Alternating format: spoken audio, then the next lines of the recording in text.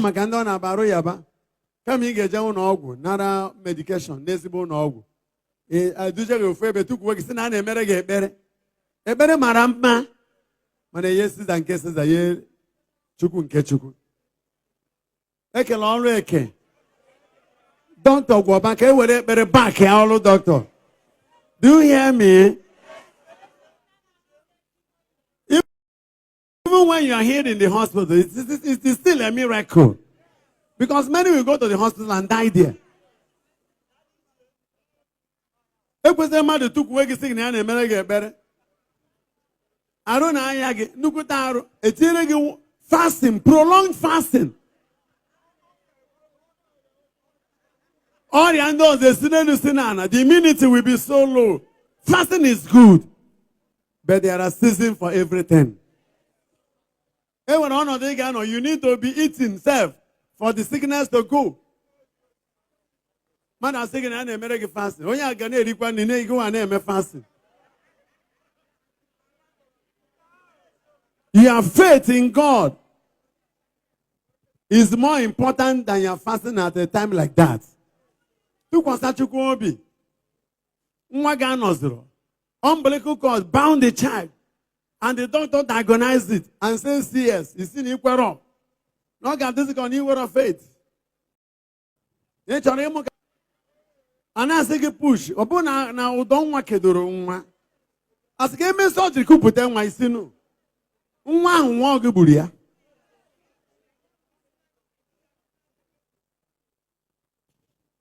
So, Abu Sias in a year book waggy. Getting a got a muchineke. The one also can one Hebrew. Here a book wagon. Chineke yerega ka ke mo kuru n'aha Jesus. Maka ị gawa njem even na Genesis chapter 35, even from verse 10 following. Ị ga-ahụkwa ebe nwaanyị Hebrew a na-akpọ Rachel na-amụkwa nwa n'ime labor ward. Nke ọ kpọrọ Benoni, papa ya kpọzi Benjamin. Nwanne Joseph. Benoni. Maka na amụrụ m na nnukwu mgbu pain karịrị. Some of the medical facilities God provided in our time technologically, we are not available in their own time. These are technological miracles. Amen. Oh, ya bagi wo go the bago no ogu. Oh, me bo cancer can on a window level. Ke eme ya ka ka de meta. Somebody watching no. Some of them are expired oil, which are unhealthy. Many of us are so wicked in our pattern of ministration. All in the name of healing.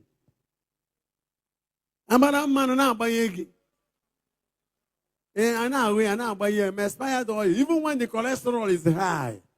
They say pumping oil inside you. Condemn oil. Ejemi say ya lambele ya lele ya odiroma. Igeri ego bue mmadu.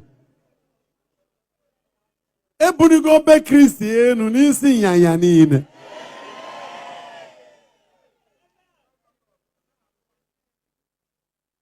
And the manu akama ka ete yete, not ka ango ya. Because some of these oil that we have produced, you don't know what they mix inside it to preserve it. And there are a lot of cancers here and there. Just as I was saying, a cancer that was still at the window level, if you go to the hospital, minor treatment could be given to it, and it will go. But when it became malignant, as when I can get better, now by a man no. I know many will misunderstand this. I'm going to get manual or this is metastasize. Oh, God spread is an arunine.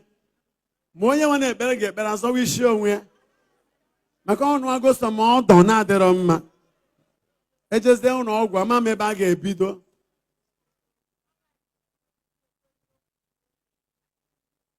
Chuku Jacka will be the line hospital. Amen. And we have many good doctors, and many good nurses, and many good diagnostic centers. Say when you cross Jesus, say no be Jesus. Eba no we wetara anyị nzapụta. Ọnwụ ya nwụrụ n'obe. Ka no we bụrụ mmadụ site na abụmọnụ tụfee na ngọzi Chineke. Anụ nke okwu ya na-ada na Deuteronomy chapter 28. I see from verse 1 down to 8 to 13. And it's gonna say, blessing. You shall be blessed in the city. You shall be blessed in your farm. You shall be blessed in your going out. You shall be blessed in your coming back. In verse 6, verse 7 says, your enemies will come through one way, but they shall be scattered through 7 ways. There shall be increase and surplus of prosperity. You shall no more be a borrower. You shall be a lender. 8, 9, 10, 11. Verse 13 says, you shall be blessed in such a manner. You shall no longer be the tail. You shall be the head. Imam Buzod, they gabo yishi. Ngozi Chineke ya sikwa gị. Mana ịgụrụ na agbada, ị ga-ahụ ebe ọ na-asị na abụmọnụ ga-eso onye mere nke a, onye mere nke a, onye mere nke a. Ha, abụmọnụ ka nkụ. Onye lụrụ ana, mpụ. Igugide, ị na-agbada ebe verse 45, dịka ọ na-asị, anybody who will not worship God with joy, the person will be cursed. Ọ bụ na ime nje ọṅụ na-efe Chineke, abụmọnụ eso gị. Inwe ike sị, okwenu njọ imere, ị na-agụ alụsị, ị na-akwa iko, ije na be dibịa, igburu mmadụ, mana abụmọnụ so gị. Ọ bụrụ na ị na-efe Chineke na-eji ha ọṅụ, ahụ mgbakashi, ọsịkọsọ, anya ụfụ, ekworo, iwe, na onye ọzọ na-eme ọfụma, ị na-ata gịgịgịgịgị. Ịma ihe bụ mmadụ ịta gịgịgị. Emere ụwa na-eme. Ọsịkọsọ wambi. Maka na Nwachukwu a yiwu ọmarịcha afọ ofu itie ya. Ọsịkọsọ asụọgo onye nke ọzọ. Na nwa ogbe ya akpụzi wig fitiri ya. Ịchụ onye gorie wig a. Ọrụ ebe ka o si weta Vietnam wig. Ịchọ ha. Ndị Ezeagụ ga na-agụ n'egwu ka Nsụka. Owe mo, ahara mo, owe me. Kama ị ga-eneta onwe gị anya na miro. Ị na-achọ na-eyo. Ị na-eyo. Ị na-eyo. Ị na-eyo. Isi a na-apụta. Ihe nwere ike ibute abụmọnụ. Commandments. Iwe anyụ ụfụ n'ihe mmadụ ibe gị nwere ọkụ. N'ihe mmadụ ibe gị nwere. Ife onye Chineke nyere oyiye mma, oyiye buru ibu, o nwere nke o nyere gị, o nwere nke o nyere onye ọzọ. O nwere onye o nyere mma iru. Hapụta ha, kama ị ga-asị na ha na nwa nke a amaka. Ejewa nwa mama ịghọta. Ọ ma njekwu ndị charismatic, ndị prayer warrior ka eme ya deliverance.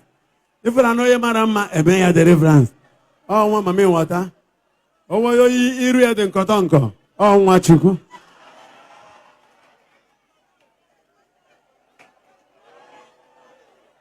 Anyị. A lot of things can attract curses to the people of God. Envy, jealousy, inferiority complex. Onye nọ n'ebe ọ na-anọ ha na-agụ ya. Afọ eju eju. Ibu ozu eyi n'isi ma na-eji ụkwụ na-achọ abụzụ. Imegide ozu eyi adanarakwa oge. It can bring curses. Now one nigga bụ graduate, you know we go doctorate degree. Kama ị ga-asị thank God, Jesus. Chineke kene dịkwara gị. So no mecha graduate ọfụma. They say, onye mama ogori ego. Ihe happy ya. Anyị mama nọ school aka m amara akwụkwọ. Oyoko mita. Ihe na-eyo tu ekere ya. Amen. In company in Amen, the quantity collect. Joy again, are you ready to collect? Ah? In open our ear, so you got collect where? In comma, I guess then the quality here, so. Ungozi so ihoma. You got collect ihoma. You may control, you got collect to Quabumono. And you? You know now what you go up is a multi-millionaire, multi-billionaire. They say, no, Gwego. Oya mama Yahoo Plus. Oya mama do not to go in can. Oga bono daughter okite. Okite. Oya man compassion. Ibobo. Ibobo aloya bolo. All Ibobo. Iku to ihoma malunete kanka. He cannot collect in Honjo, not collect Abumono, not collect him Marebusi. Manobun is on your Biamobi Salasala. He not collect in Gozen, he not collect Amara, he not collect in Buneno. Oh Jesus. Joy, are you ready to collect?